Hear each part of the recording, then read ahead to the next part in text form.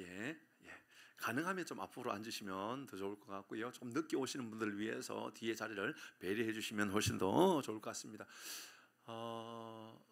조금 전에 찬양할 때 보니까 좀 더운지 이렇게 부채질을 하고 계시는 분 계시는데 많이 더운가요?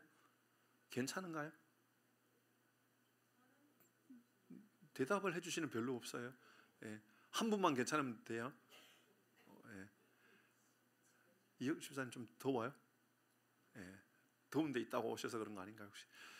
예. 지금 혹시나 더우면 부채질을 이렇게 해주세요. 그러면 뒤에서 보고 덥구나 그래서 알아서 선풍기가 아니라 에어컨을 조금 더 바람을 시원하게 부채질을 하라고요. 그거는 부채가 아니에요. 예, 뒤에서 알아서 좀 센스 있게 해주시면 되겠습니다. 오늘은 생명복음 14번째입니다. 그는 흥하여야 하리라 라는 제목으로 함께 말씀을 나누도록 하겠습니다. 여러분 한 주간 잘 지내셨는지 모르겠습니다. 저는 가능하면 치과 치료를 할 때는 월요일 날 하려고 애렸습니다. 월요일이나 화요일 날 하려고 애렸습니다. 왜냐하면 치과 치료를 하면 이게 조금 시간이 조금 통증이 좀 가요. 이게 때로는 뭐 2, 3일 가는 경우들 많아요. 그래서 수요일이나 목요일에 이렇게 자칫 잘못 치료하면 이게 주일까지 영향을 갈 때가 있더라고요. 그래서 가능하면 월요일 날, 화요일 날 이렇게 치료를 끝낼 때가 있는데 지금은 이 몸이 조금 좀 약해져 있는 것 같아요. 그래서 그러는지 금요일까지는 조금 통증이 있었어요. 그래서 사실 좀 걱정을 했었는데 지금은 뭐 아주 깨끗하게 괜찮아졌습니다. 얼마나 다행인지 모릅니다. 제 마음 안에도 언제나 주일을 집중하기 위하여 주일 드려지는 예배를 집중하기 위하여 스케줄을 그렇게 만들어 가거든요. 여러분 좀 기억하셔서 주일날 할 수만 있으면 내가 예배를 더 집중해야 되겠다. 예배를 더 잘 드리기 위하여 준비하겠다. 그런 마음을 가지시면 좋겠습니다. 오늘 그는 흥하여야 하겠다 라는 이 말씀, 그는 흥하여야 하겠고 뒤에 있는 말씀은 나는 쇠하여야 하리라는 말씀입니다. 그런데 원래 저 처음에 마음은 나는 쇠하여야 하리라는 제목으로 말씀을 나누려고 했었었는데 그러다 보니까 좀 분위기가 부정적인 의미의 억양이 느껴지는 거예요. 제 마음 안에 나는 쇠하여야 하리라, 나는 약해져야 하리라, 나는 약한 존재가 되어야 되리라, 나는 점점 사라져야 하리라 라는 의미가 그게 뭐 이상한 것은 아니지만 그래도 오늘 성경의 말씀에 그는 흥하여야 하리라, 예수님이 드러나야 하리라 라는 말씀을 조금 더 집중하고 주목하고자 그렇게 제목을 세웠습니다. 여러분 며칠 전입니다. 수요일인가요? 며칠 전에 하남시에서 연락이 왔습니다. 하남시 모범 시민상을 줘야 되겠다. 그 연락이 온 겁니다. 뭐 받을 만한 것 같아요. 맞죠, 그죠? 예, 우리 교회 받을 만해요. 제가 봐도 받을 만한 교회예요. 아침에 이제 당회하면서 말씀드렸더니 장로님께서 목사님 사실은 시에서 너무한 거죠. 아니 우리가 이렇게 7년 동안 6년 7년 동안 끊임없이 계속해서 하나님에서 가장 선한 일들을 많이 하게 애를 썼는데 아니 6년 7년 만에 이것을 이제 알고 상을 주려고 하는 건 너무 늦은 거 아니냐라고 말씀해 주셨어요. 맞아요, 장로님. 제가 봐도 마찬가지 그런 생각이 듭니다. 그런데 어쨌든 이게 이제 줘야 되겠다라고 하는 이야기가 언제 있었느냐 하면 지난 5월 달에 우리가 이웃 섬김의 나라 할 때 우리가 이제 삼계탕을 끓이고 이제 뭐 나눔을 많이 가졌잖아요. 뭐 그것만 한 것이 아니라 여러 가지 나눔을 하고 또 어르신들 섬기기도 하고 그랬잖아요. 그리고 이제 다 마치고 이제 시장님께서 한번 둘러보신 거예요. 그냥 뭐 많이 돌아보신 것이 아니고 그냥 하남 시장님께서 다니시면서 여기 냉장고 이제 현수막을 보면서 여기 냉장고를 설치했네요라고 이제 말씀을 나눈 겁니다. 그래서 내가 뚝방길에 있는 그 혹시 냉장고 작년에 설치한 걸로 알고 있는데 그 우리 교회에서 혹시나 이거 카피를 한 거 아닌가라는 합리적인 의심을 제가 하고 있다라는 이야기를 했었어요. 왜냐하면 그때 사진도 찍어 가지고 왔고 시에서요 우리가 이제 냉장고 설치한 것을 사진도 찍어 갔고 또 그 관련돼 있는 분 뚝방길 그 맨발 걷기 하는 것 있죠. 미사 황토길 뭐 만들어 놓는 그곳에 대표로 있는 분이 제가 잘 알고 있는 장로님인데 그분도 우리 교회에서 이거 하고 있다라는 것을 이미 다 알고 있고 그러니까는 미사의 길을 냉장고를 설치한 것은 우리 교회를 보고 하지 않았을까라고 하는 합리적인 이제 의심을 해보는 겁니다. 이제 그때 이제 이 시장님께서 밑에 있는 직원에게 하는 이야기가 아니 이런 교회에 모범 시민상을 안 주고 지금까지 뭐 했냐고, 야단 비슷하게, 야단까지는 아니지만 어쨌든 이제 야단 비슷하게 그렇게 이야기를 한 거예요. 이런 교회에 안 주고 지금까지 뭐 했냐고. 그 이야기를 이제 옆에 있었던 미사 3동 동장님하고 복지팀하고 이제 보고 이제 연락이 온 거예요. 와가지고 우리 교회를 추천하겠다라고 하는 이야기인 거예요. 제 기분이 좋았을까요? 안 좋았을까요? 물어보면 이상하죠? 이상한 질문을 하네요. 기분이 굉장히 좋았죠. 그런데 제가 월요일부터 말씀을 준비하면서 제 마음 안에 그 이야기를 듣고 나서 너무 힘들었어요. 제 마음이. 이거 어떻게 해야 되나? 어떻게 해야 되나? 왜냐하면 그 상을 받으면 교회가 드러날까요? 제가 드러날까요? 교회도 드러나겠지만 저도 드러나겠죠? 저도 드러날 겁니다. 오늘 설교 제목이 뭐예요? 그는 흥하여야 하겠고 나는 쇠하여야 하리라. 나는 죽어야 되고 나는 사라져야 되는데, 아니 하필이면 그 말씀을 준비하고 있는 이때에 이 찰나의 시에서 모범시민상을 주겠다라는 추천을 올린 거예요. 추천이 올라간 거예요. 근데 한 명이 또 추천하는 것도 아니에요. 또 다른 사람도 풍산교회는 그런 상을 줘야 된다고 또 추천을 한 거예요. 고민이 된 겁니다. 제 아내한테, 여보, 시에서 아직까지 상을 준 게 아닙니다. 추천만 하겠다라는 거예요. 그런데 이미 저는 받은 사람이 된 거예요. 제 마음 안에. 준 것도 아닌데 받은 마음이 되어가지고 제 마음 안에, 여보, 시에서 모범 시민상 추천을 하고 준다 그러는데 내가 마음이 불편하다. 왜냐하면 이번 주 주일 설교 제목이 그는 흥하여야 하겠고 나는 쇠하여야 하리라. 나는 쇠하여야 되겠다. 점점 사라져야 되겠다 라는 말씀을 전해야 되는데, 이게 보통 내 마음 안에 갈등과 고민이 되는 게 아니다. 저희 아내가 받으라 그랬을까요? 받지 마라 그랬을까요? 받으라 그랬습니다. 그래도 사람은 어쩔 수 없는 거예요. 받았으면 좋겠다. 제가 받아야 됩니까? 안 받아야 됩니까? 아니 그렇게 너무 그렇게 이야기하시니까 제가 부담스러워요. 받을 겁니다. 제 마음 안에는 어쨌든 더 좋은 상도 있으면 더 좋겠다라는 생각이 듭니다. 아침에 당회하면서 장로님, 앞으로 우리 교회는 장관상도 받고 국무총리상도 받고 대통령상도 받을 수 있는 교회를 만들어 갈 겁니다 라는 말씀을 드렸습니다. 첫 번째, 왜 그래야 되는가? 제 마음 안에는 제가 받겠다라는 의도보다도 성경의 말씀을 보면 오른손이 한 것 왼손에 모르게 하라라는 말씀도 있지만, 예수님께서 우리가 등불을 켜가지고 말 아래 두지 아니하고 등경 위에 두나니라는 말씀도 있죠.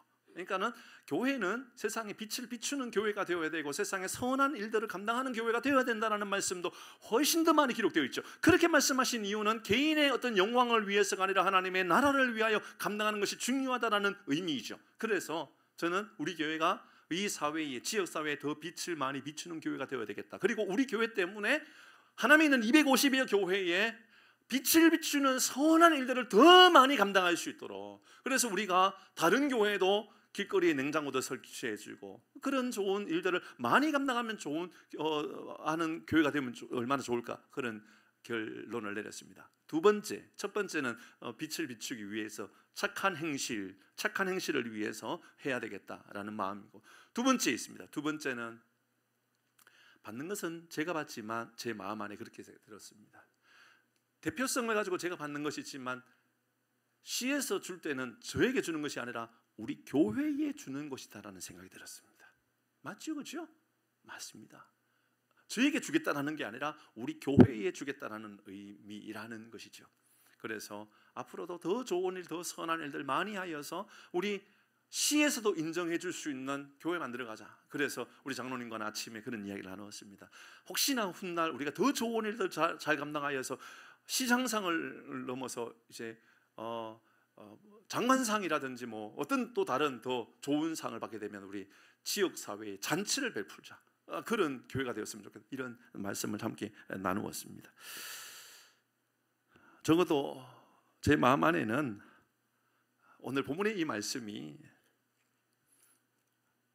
어떻게 하면 주님이 더 흥하여질 수 있을까에 대한 고민과 집중을 하게 하는 말씀이었습니다. 그 말씀을 하나님께서 저에게 테스트하기 위하여 그 시민상, 지금까지 말이죠. 그러니까는 6년 동안 7년 동안 기다렸다가 지금 우리 주님은 흥하시고 나는 쇠하여야 되겠다라는 이런 말씀 앞에 시에서 먼저 그 말씀을 앞두고 우리에게 이렇게 제안을 해온 거죠. 모범 시민상을 줘야 되겠다. 그러니까 이 말씀은 저에게 아주 정확한 때에 정확하게 돌아보라고.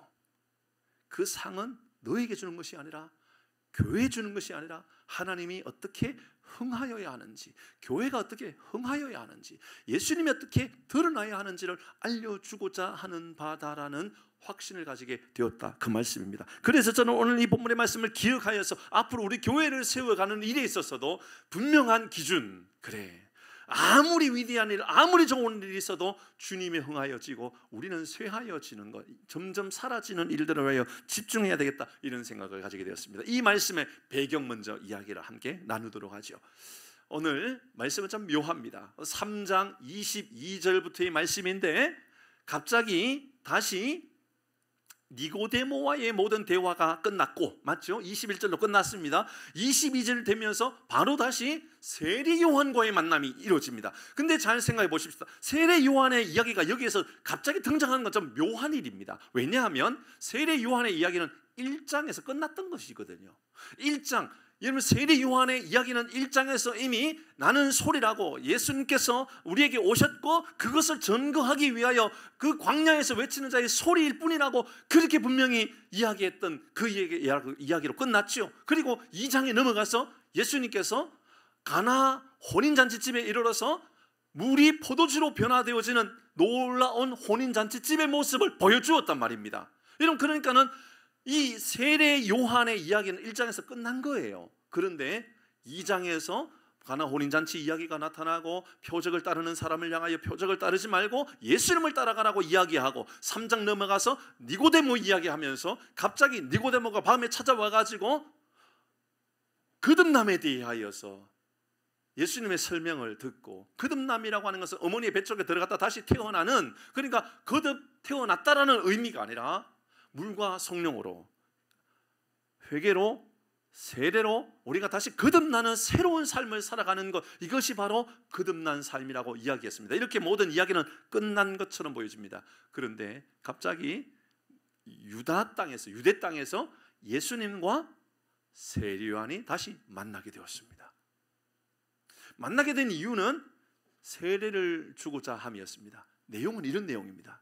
예수님께서 물이 많은 그곳에서 세례를 주고 있습니다. 그런데 좀 묘한 것이 요한복음 3장에 여기 외에는 예수님이 세례를 줬다는 이야기가 없는 것을 보면 어쩌면 예수님의 제자들이 세례를 준 것일 수도 있는 것 같습니다. 그러나 그것은 중요하지 않습니다. 예수님이 주었던, 예수님의 제자들이 주었던, 어쨌든 예수님과 함께했던 사람들이 세례를 주고 있었습니다. 그런데 그 옆에 바로 주변에서 세례 요한과 세례 요한의 제자들이 그 예수님의 세례를 주는 그곳에 나타나고 같이 이제 세례를 주는 장면이 등장하는 겁니다. 그 모습을 보면서 세례 요한의 제자들이 화가 났습니다. 속이 상한 거죠. 왜 속이 상했냐면, 아니 적어도 예수님은 누구에게 세례를 받았죠?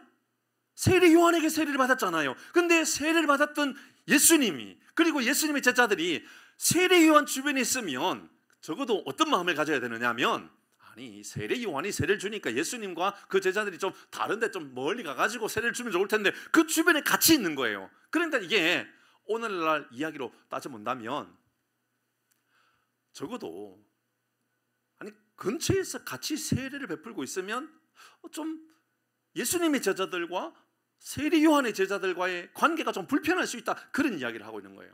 예를 들어서 우리 빵끝, 미사의 빵끝이 잘 나가고 뭐 빵 잘 팔리고 케이크 잘 팔리고 하남에서 그래도 뭐 소금빵 제일 맛있다, 뭐 빵도 제일 맛있다, 뭐 이런 이야기가 많이 있거든요. 실제로 그런 이야기가 있어요. 그런데 어느 날 그곳에서 우리 교회 성도님이 갑자기 나 여기 가서 빵을 좀 배워야 되겠다, 그래서 열심히 빵을 배워가지고 그 빵집 옆집에다가 빵 가게를 차리면 됩니까, 안 됩니까? 아이 대답 안 하셔도 돼요. 빵집 주인이 이야기하는 게 맞아요. 빵집 주인, 빵집 사장님 그런 사람 옆에 있으면 돼요, 안 돼요? 안 돼요? 기분 나쁘죠. 여러분 그게 조금 더 안 다가오면 조금 더 다가오는 이야기를 해볼까요? 우리 교회가 점점 부흥하고 있어요. 우리 교회가 점점 부흥하고 점점 좋은 교회예요. 그런데 어느 날 갑자기 유동근 목사님이 저에게 찾아와가지고 목사님 저 개척해야 되겠습니다. 아 그래 우리 교회 개척하는 거 꿈을 꾸고 있으니까 개척해야지. 그래 어디 가서 개척할 거냐.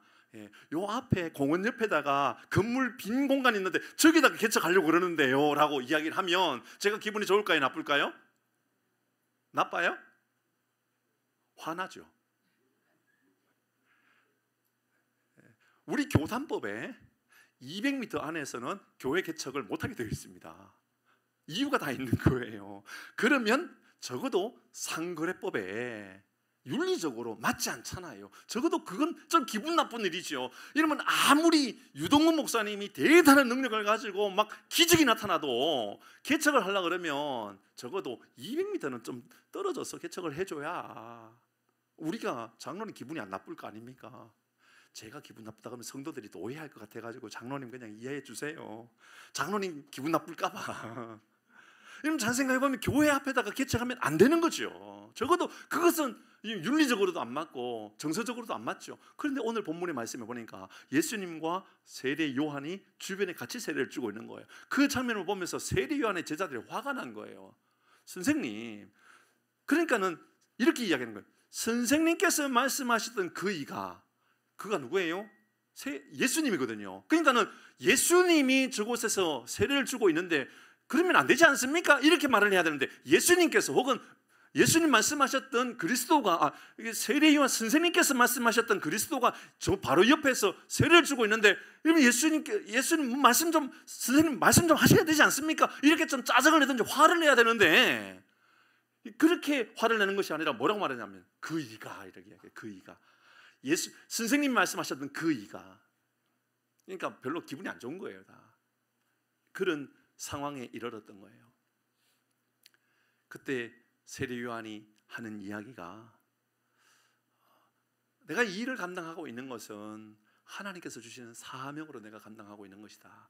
그분에게 세례를 주는 것, 그분을 높여주는 것, 나는 사라져야 되고 그분은 높아져야 되는 것은 주님께서 나에게 주신 사명으로 내가 감당하는 것이다. 하나님께서 주시는 일이 아니면 나는 도저히 이 일을 감당할 사람이 아니다 라고 말씀하신 거예요. 그러면서 세례요한은 나의 기쁨은 어떤 기쁨이냐 하면 나의 기쁨은 내게 많은 사람들이 몰려와가지고 세례를 받는 것이 나의 기쁨이 아니라 신랑에게 신부와 함께 하나가 되어 혼인잔치가 열려지는 것을 보면서 내가 들러리가 되어서 기뻐하는 것이 나의 기쁨이다 라고 이야기를 해요. 어렵죠? 여러분 잘 생각해 보면 우리 모두는 신랑의 기쁨이 되었으면 좋겠거든요. 신부의 기쁨이 되었으면 좋겠거든요. 그런데 세례 요한이 하는 말은 신랑과 신부가 혼인잔치가 이루어질 때 그때 그것을 바라보면서 아름다운 가정이 만들어졌구나, 정말 존귀한 가정이 세워졌구나, 그것을 보면서 기뻐하는 들러리의 기쁨이 나의 기쁨이다 라고 이야기를 하는 거죠.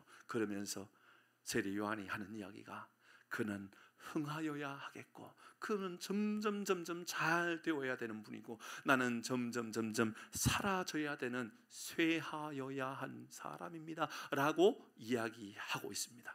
오늘 이 본문의 말씀을 통하여서 우리 저 뒷부분에 있는 말씀, 세례 요한이 했던 나의 기쁨은 어디에 있는가, 나의 기쁨은 무엇인가 라는 그런 내용을 잠시 살펴보려고 합니다. 27절의 말씀을 같이 보도록 하십시다. 오늘 본문이 27절입니다. 시작.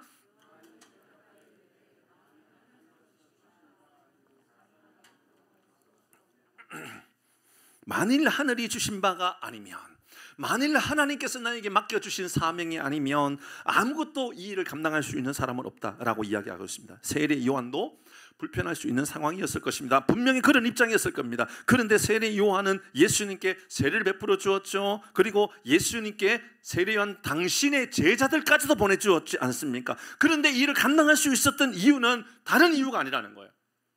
하나님 나에게 주신 사명 때문에 내가 이 일을 감당하고 있다라고 이야기하고 있죠.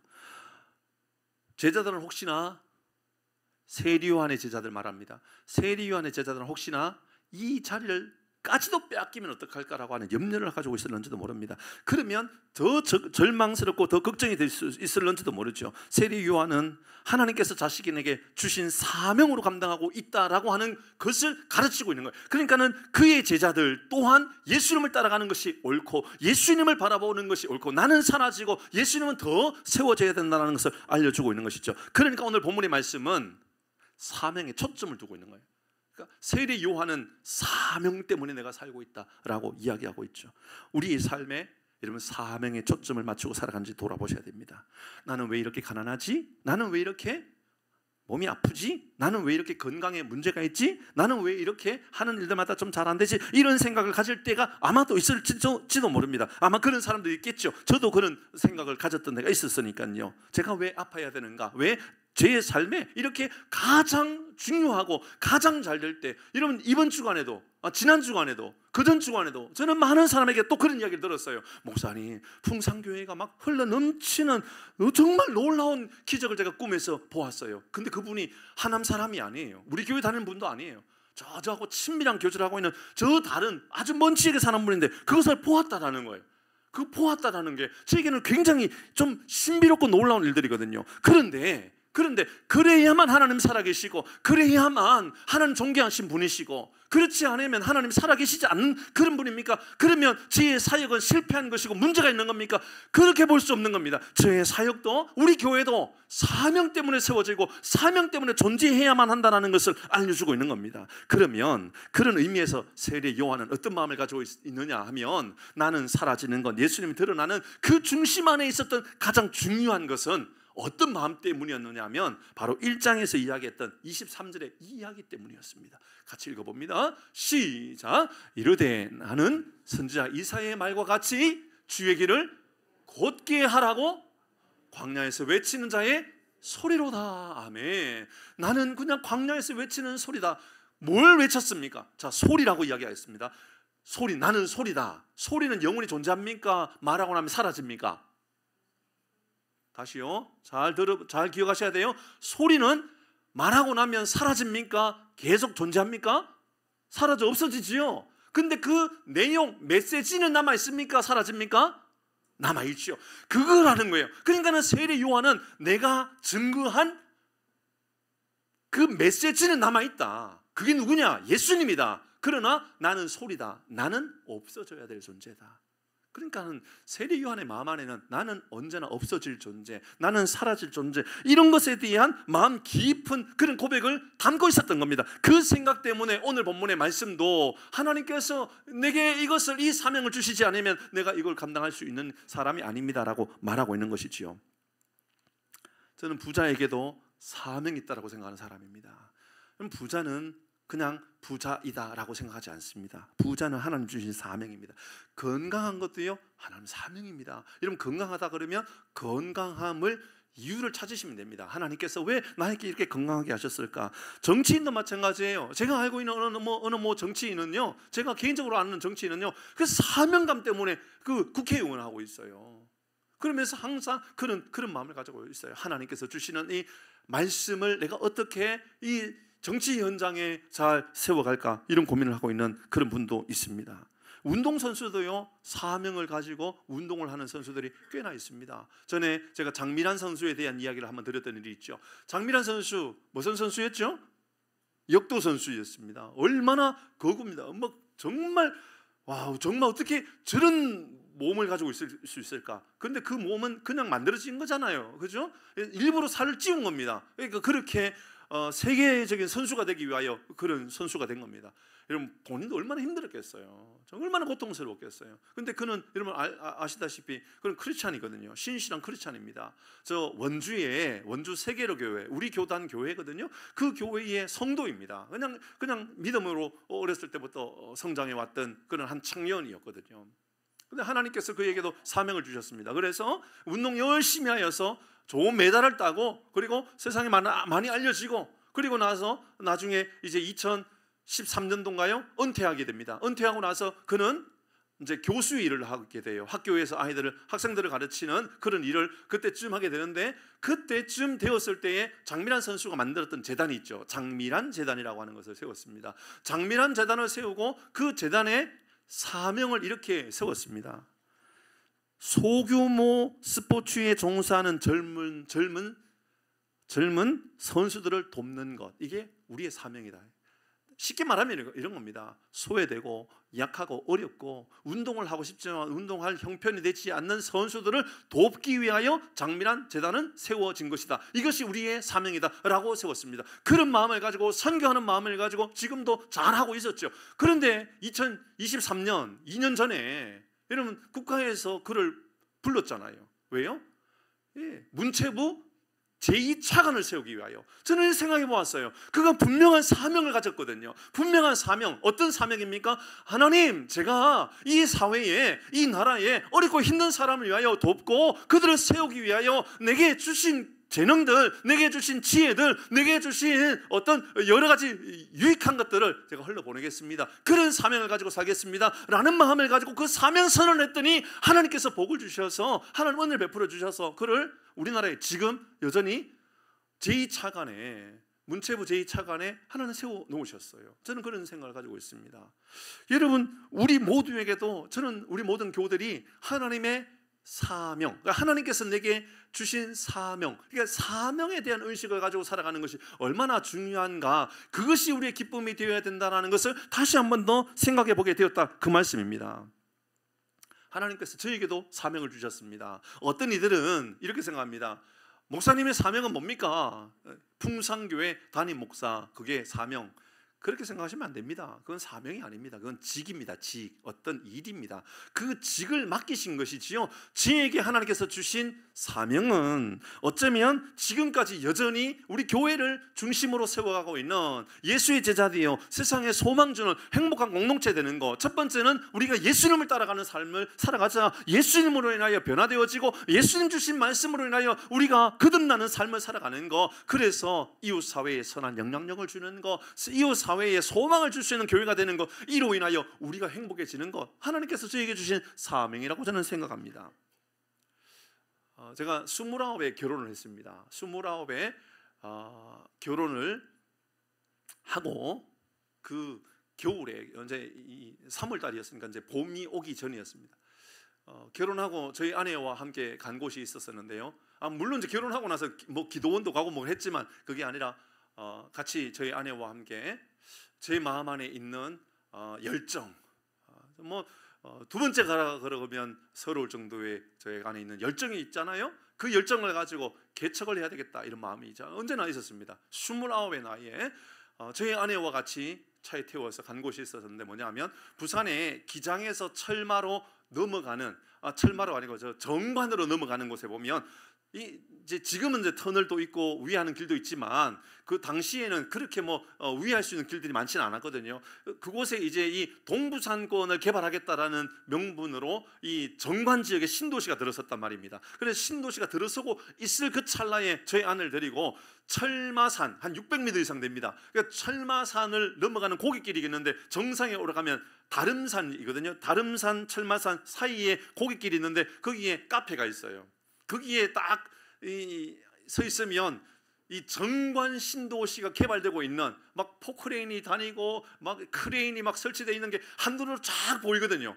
그것을 바라보면서 제 마음 안에, 야, 이곳을 개척해야 되겠다. 이러면 이곳에 개척하면 너무너무 잘 되겠다. 나이 몇 살이라고요? 29. 여러분, 일반적으로 개척은 젊은 사람이 합니까? 나이가 좀 드는 사람이 합니까? 일반적으로 당시에는 그래요. 목회자가 워낙 많을 때여서 그러는지 나이가 좀 든 사람들, 50대, 60대 이런 분들 개척한단 말이에요. 제가 나이가 몇 살이라고요? 29이 경쟁력 있겠어요? 50대가 경쟁력 있겠어요? 예, 이곳에 계시는 분들 중에는 50대가 경쟁력이 있다라고 생각하시는 분이 계실 수 있어요. 이상하지 않아요. 29인 저는요, 제가 믿을 만한 것 있잖아요. 첫째, 체력. 저만 체력 좋아요? 우리 집사람도 체력 좋아요? 저의 아내나 저나 체력 그러면 두 번째 가라면 서러울 정도로 뭐 아주 무지막지한 체력을 가지고 있잖아요. 저 최성규 집사님을 보세요. 뭐든지 해낼 수 있는 체력을 갖고 있는 것 같이 보이잖아요. 그런 이제 이 두 젊은 청년 20대 후반에 막 결혼해가지고 바라보는데 제 마음 안에요. 세상에 이런 그 흥분됨과 이런 멈출 수 없는 이런 어떻게 표현할 수 없는 그런 마음으로 내가 여기 개척을 하리라. 위대한 역사가 나타나리라. 이 정관 땅에 놀라운 교회가 세워지리라. 그런 마음을 가지고 개척을 준비하고 이제 시작하려고 했는데 하나님께서 너는 안 돼 이런 마음을 주셨어요. 왜 안 돼? 하나님, 제가 할 수 있을 것 같은데 왜 안 돼? 네가 개척해서 하면 너는 너무 교만하기 때문에 안 돼. 너는 네 교회를 세울 놈이야. 내 교회가 세워지는 것이 아니라 네 교회가 세워질 거야. 그 이후에 한 번도 하나님 앞에 하나님 저 개척하겠습니다. 하나님 제가 한 번도 하나님 앞에 제 체력 믿고 일해보겠습니다라는 마음을 가지지 않았습니다. 도리어 올해쯤 되면 더 위대한 역사가 일어날 거라고 생각했던 이때 하나님은 올 초부터 작년 연말을 지난 올 초부터 저에게 상상할 수 없는 건강의 이슈로 저를 치셨습니다. 더 큰 것은 요즘은 이제 저희 아내와 제가 밤마다 저녁에 한두어 시간씩 저 뚝방길을 한두어 시간씩 걷지 아니하면 이제는 체력에 걱정이 될 정도의 그런 시간을 보내고 있습니다. 그렇게 해서 삶을 살아가고 있어요. 저녁이 되면 저녁을 먹든 먹지 않았든 저 뚝방에 가가지고 저 길에 가서 모래길을 가가지고 걷습니다. 한 1시간씩 2시간씩 걷고 돌아옵니다. 그렇게 체력을 관리해야만 되는 상황이 되었습니다. 하나님 저에게 마음을 주셨습니다. 체력으로 목회 아니야. 체력 좋아야만 되지만 체력이 좋은 건 하나님께서 우리에게 주신 은혜이고 선물이지만 그게 목회가 아니야. 하나님 저에게 주시는 마음은 목회도 사명이야 라는 마음을 주셨어요. 하나님이 주시면 목회할 수 있는 거죠. 여러분도 마찬가지 아니겠습니까? 오해가 되는 게 이제 이런 거예요. 하나님 저의 사명은 풍산교회 담임 목사인가요? 아닙니다 여러분. 담임 목사는 직인 거예요. 이 교회에 그런 직을 맡아서 섬기게 하신 거예요. 그러면 저에게 주신 사명은 다시 말씀드리지만 예수의 제자 되어 세상에 소망 주는 행복한 공동체를 위하여 살아가는 겁니다. 여러분 저에게 주신 직은 언제 끝나게 되죠? 적어도 아무리 늦어도 70이 되면 저의 모든 직은 내려놓아야 되는 겁니다. 맞죠? 70이 되면 내려놔야 됩니다. 물론 그 전에 저는 내려놓을 겁니다. 그런데 잘 생각해 보면 직은 내려놓지만 사명은 내려놓아야 됩니까? 영원합니까? 영원한 거죠. 언제? 주님 오시는 그날까지 70이 아니라 80이 되고 90이 되고 100살이 되어도 아니 우리 이봉순 권사님 마음 안에도 내게 주신 하나님의 사명은 있을 거야 라고 하는 생각을 늘 가져야 되는 겁니다. 그게 뭘까요? 적어도 우리 풍산교회를 통하여 하나님께서 저를 통하여 흘러가게 하셨다 그러면 세상에 소망을 주는 이웃에게 소망을 주고 내 가족들에게 소망을 주고 내 형제들에게 소망을 주고 내 자녀들에게 소망을 주는 우리 권사님 되시길 바랍니다. 그게 사명입니다. 사명. 바로 이 세례 요한 마음 안에는 이것이 바로 그 마음 가운데 있었던 기쁨의 원천이었다는 거예요. 내 원천은 바로 하나님께서 내게 주신 사명으로 내가 예수님을 증거하는 일을 하고 있는 거야 라고 하는 것을 말하고 있는 것입니다. 그렇게 생각해 보면 가난함은 사명을 막을 수가 없습니다. 건강의 연약함도 사명을 막을 수가 없습니다.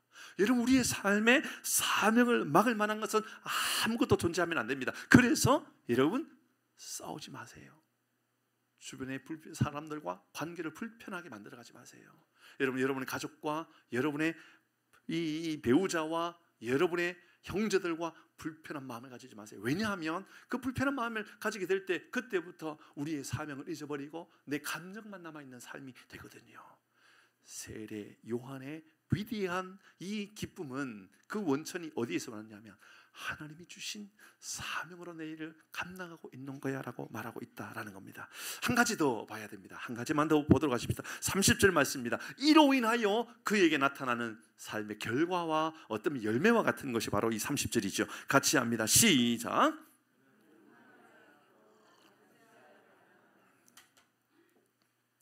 오늘 본문의 말씀을 보니까는 이 말씀을 전하고 이 모습, 그러니까 예수님과 함께 있는 그 강변에서 세례를 주는 그때의 말씀을 하면서 이렇게 표현하고 있어요. 묘하죠. 아직 요한이 잡히지 않았을 때였다라고 이야기하고 있는 것을 보니까 그 내용 이면 안에는 아직 이후에는 세례 요한이 감옥에 갇히고 잡혀서 죽게 되는 일들도 그에게 있을 것이다라는 이야기를 이미 하고 있는 거예요. 그런데 마지막에 오늘 본문의 30절의 말씀에 나는 쇠하여야 되겠다라고, 예수님은 흥하고 나는 쇠하여야 되겠다는 말씀을 해요. 그게 이상한 이야기예요. 이러면 한번 생각해 보십시다. 내가 주님의 일을 감당하고 더 열심히 감당하면 감당할수록 내가 어려워지고 힘들어지고 나는 사라지고, 그러면 하나님께서 그렇게 하셨다고 생각할 때 우리의 마음 안에 기쁨이 생길까요? 아니면 좌절감이나 아니면 원망이 생길까요? 당연히 하나님, 내가 복음을 위하여 정말 열심히 감당했는데, 우리 교회 부흥을 위하여, 혹은 가정의 복음을 위하여, 혹은 이웃의 복음의 증거를 위하여, 사명을 감당하기 위하여 몸부림치면서 열심히 살았는데 하나님, 내가 왜 더 안 돼요? 더 어려워져요? 왜 점점 힘들어져요? 이런 마음이 든다 그러면 얼마나 낙심이 되겠습니까? 그러니까는 30절에 나는 쇠하여야 하리라 라고 하는 이 말씀은 단순히 사라진다는 의미가 아닌 거지요. 이러면 나는 쇠하여지리라. 자, 잘 보세요. 예수님은 드러나고 나는 점점 사라지리라. 그러면 완전히 사라지는 사람이 되는 겁니까? 예수님께서 그것을 허용하셔서 너는 사라져야 되겠구나, 너는 사라져 라고 하실까요? 아닙니다.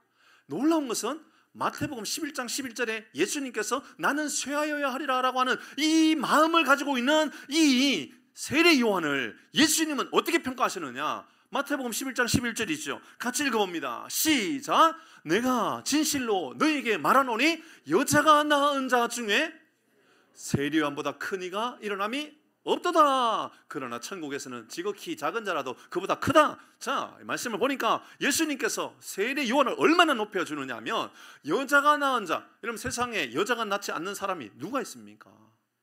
다 여자가 사람을 낳잖아요. 그러니까 모든 사람 중에, 그 말 아닙니까? 모든 사람 중에 세례 요한보다도 큰 이가 없다. 그런 사람이 나올 리가 없다라고 말씀하셨습니다. 이것은 예수님께서 높이시겠다라는 거죠. 이 말씀 속에서 우리는 이 놀라운 말씀을 깨닫게 됩니다. 나는 낮아지면 주님께서 나를 높이시고 나를 존귀하게 세워 가신다는 것을 알 수가 있습니다. 여러분 자신을 높이려고 몸부림치지 마시고, 여러분 자신을 낮아지려고, 겸손해지려고, 부족함을 하나님 앞에 인정하려고 애를 쓰면 애를 쓸수록 하나님은 여러분 존귀한 사람으로 세우시고 그렇게 일하시는 하나님이신 줄 믿으시길 바랍니다. 아멘. 아멘.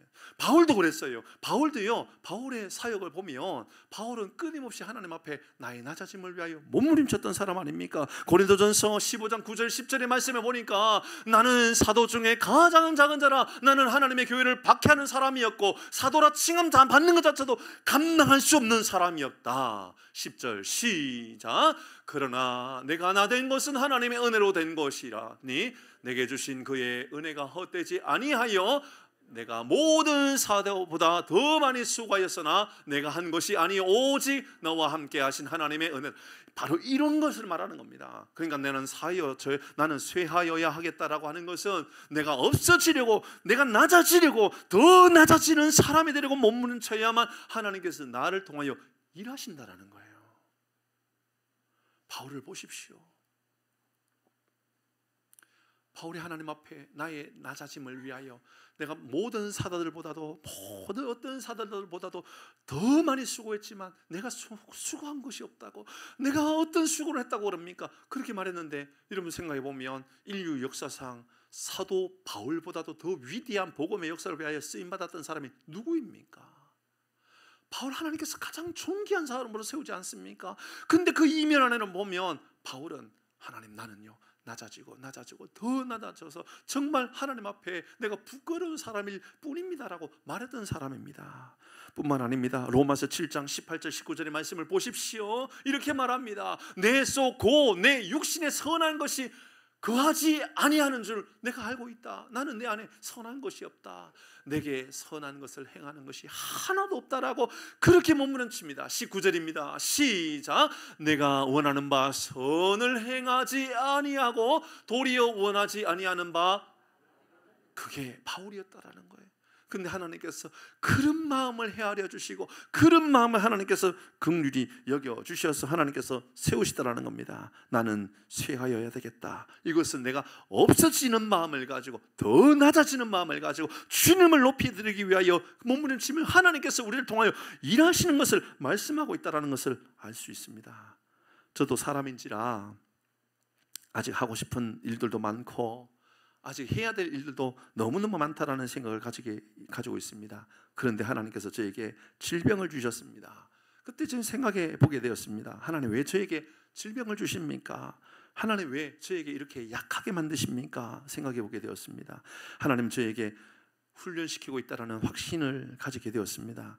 여러분, 하나님께서 저를 이렇게 낮아지는 훈련, 너 체력 믿지 마, 너 체력 믿고 목회하는 거 아니야, 그냥 깡으로 일하는 것 아니야 라는 것을 하나님께서 저에게 알려주고 있는 것이지요. 제가 이런 목회를 가장 잘하는 방법은 잘 생각해 보면 현직에 있을 때 충성을 다하고 사명감을 가지고 정말 애쓰고 수고하고, 그리고 은퇴할 때쯤 되어서 은퇴하기 이전에 저는 사라지는 훈련을 잘 해야 되는 겁니다.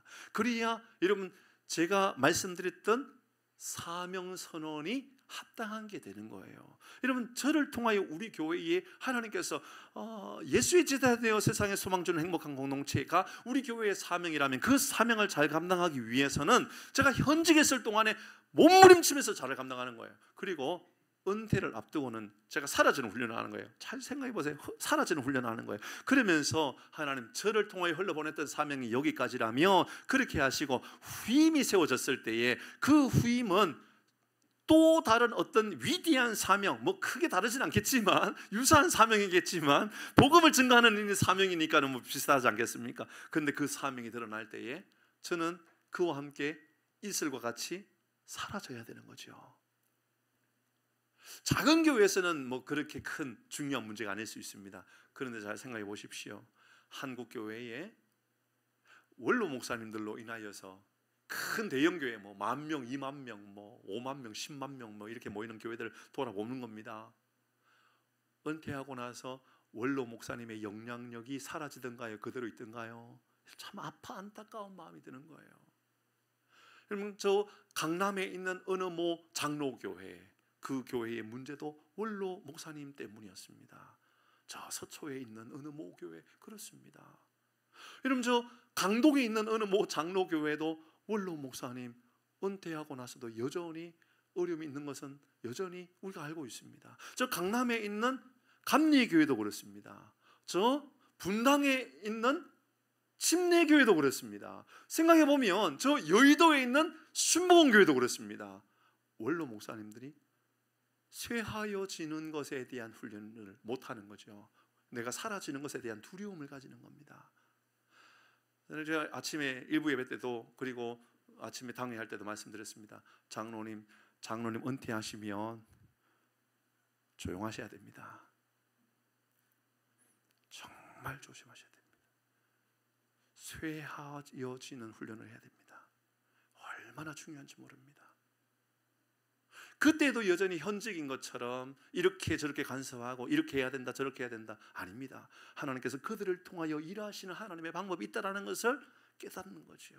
저는 우리 장로님의 말씀을 귀담아 듣습니다. 왜냐하면 장로님과 함께 이 사명을 이루어가기 위하여 노력하기 때문에 그렇습니다. 그러나 장로님 은퇴하시고 나면 또 다른 어떤 장로님이 또 세워진다 그러면 그때는 그 장로님과 함께 마음을 모아서 일해 나가겠죠. 그러나 그때도 여전히 제 마음 안에는 그렇게 고백을 할 겁니다. 하나님, 제가 최선을 다해서 충성을 다해서 감당할 겁니다. 그러나 주님이 흥하여야 되겠고 우리는 잠잠해지는 훈련을 해가겠습니다. 이런 고백을 가져야 되는 것이죠. 이제 저의 이야기를 했으니 여러분 이야기도 해보십시다. 여러분의 교회, 여러분 충성을 다하고 최선을 다하여 교회를 세워가고 헌신하셔야 되죠. 그러나 여러분이 드러나려고 몸부림치지는 마십시오. 더 낮아지려고 더 겸손하게 애를 쓰면 하나님께서 여러분을 통하여 더 위대한 일들을 만들어 가신 줄 믿으시길 바랍니다. 오늘 그 말씀입니다. 나는 쇠하여야 되겠다라는 것은 내가 없어지겠다라는 마음을 가지고 일하는 겁니다. 그게 사명을 가진 사람의 자세인 겁니다.